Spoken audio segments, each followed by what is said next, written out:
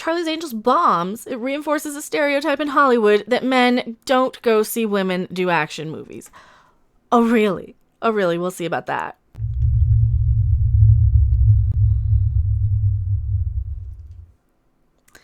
Hello, everyone. I am Mecha Random 42, your favorite YouTube harpy.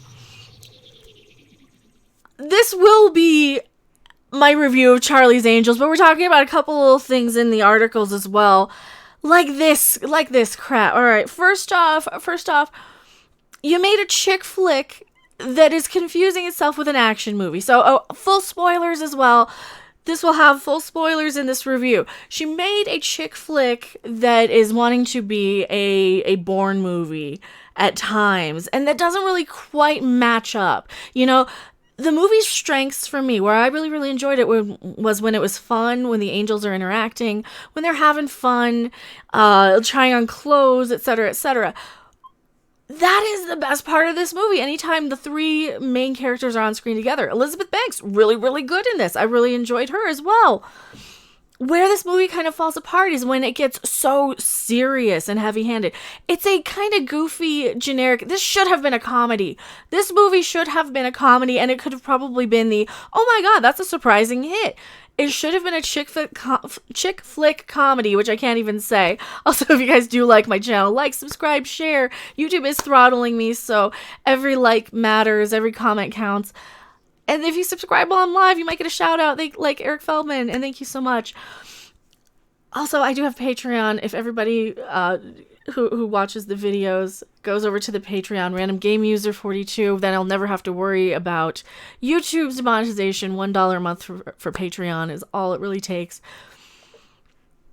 This movie should have been a funny chick flick comedy because they had a goofy plot. So your girl that Kristen Stewart plays one of the angels. You've got the tall British girl who's possibly biracial. There's not a lot of like the racial woke stuff in this.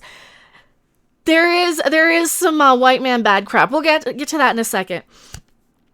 So your new like kind of girl, the girl that they have to protect basically is this girl coming in with this sort of device. I guess she's like a whistleblower. She has a device that can send an EM pulse to give people a stroke. So it's comedy spy stuff is where they really, really should have focused this, because it's such a corny premise. It's such a goofy thing. And, you know, they won't listen to her because whatever. They're going to go sell it to the highest bidder and she doesn't want to be involved in killing people, etc., etc. So the action-y stuff is so serious and so heavy-handed. And I get that she's probably trying to send this message of it's serious and her life's in danger sort of stuff. It really doesn't work as a serious movie because of how corny and goofy everything else is. I mean, the MI6 agent is basically a flirty schoolgirl in one scene, and it's great. It's really good. I really liked that scene. I liked her in the movie. I don't know the actress's name, but she's the tall British girl.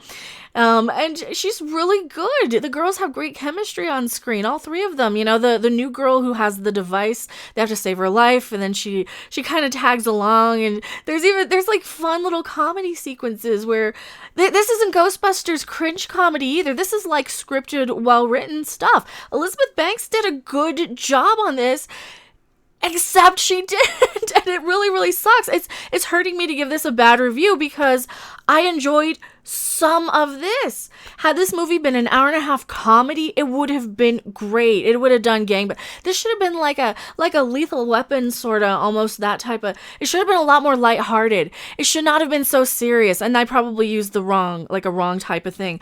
It should have been a funny comedy sort of thing. Maybe a Rush Hour, would that have been better? It was too serious at times, to its detriment, because all of these girls are fun and they have spark and they're and even Kristen Stewart, and I hate Twilight. I know. She was good in this. Except she does have some awkward little quirky Kristen Stewart-isms. And there's a lot of the unbelievable crap where you got a little 98-pound Kristen Stewart throwing a guy over her shoulder, that crap. That is where the movie fails in the action-y stuff. It's like, Give Elizabeth Banks an action movie that's serious. Great. Give her that. They could probably do a really great job there. She could do that. It was like two different movies. It really felt like in a lot of ways. So not only that, it felt like such a 90s girl power Spice Girls thing. That's what this really should have been, a 90s movie too. That's the other thing that's really to its detriment. And of course, I did pull up this article because Elizabeth Banks did come in here and say, "Oh, well, you've had 37 Spider-Man movies. I think women are allowed to have one or two action franchises every 17 years. I feel totally fine with that." Yes, but figure out which thing you're doing. Are you doing a fun chick flick comedy, or are you doing an action movie? Because they don't really mesh very well. All right, now here's where I get into actual spoilers, and that's the other problem I have with it, and this is where the woke crap comes in. So if you do care about this movie, stop watching now. If anything I said makes you want to go see it, stop watching. If you don't care and want to hear how woke it is, here's where you want to stay tuned and pay attention. I should have started this video by saying, hello, I'll be your Bosley for this video, because pretty much everybody and their mother is a Bosley. Elizabeth Banks, she's a Bosley. The guy from Guardians of the Galaxy, the black dude with the goatee, I think he was in Captain Marvel too. He's got that weird accent. I think he's in all the Marvel movies. He's a Bosley. Captain Picard, he's a Bosley too. Everybody's a Bosley. I'm a Bosley. You're a Bosley. He's a Bosley. Wouldn't you like to be a Bosley too? And I had to go with that joke. That is one of the weird parts of this. So we have angels all over the planet. Apparently, they all, like, Bosley is a lieutenant, right? It's a rank.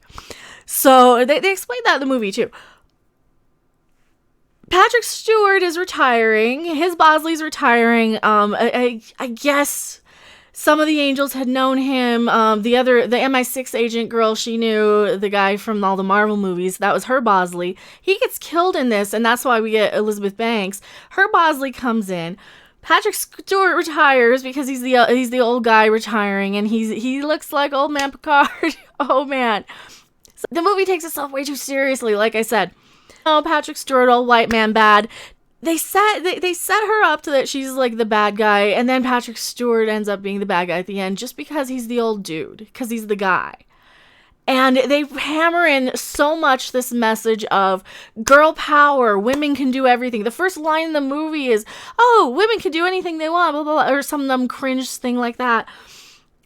And I get it. It can be empowering if it's not so heavy-handed. If they didn't actually say it in the movie, and if they didn't use it, and thank you for subscribing, if they didn't use it in the marketing so much, and if they didn't go the whole woke angle and say, oh yeah, it's like a woke Charlie's Angels, if they didn't say that in interviews, and could correct a couple of little things, this movie would have probably done a lot more than $8 million this weekend at the box office.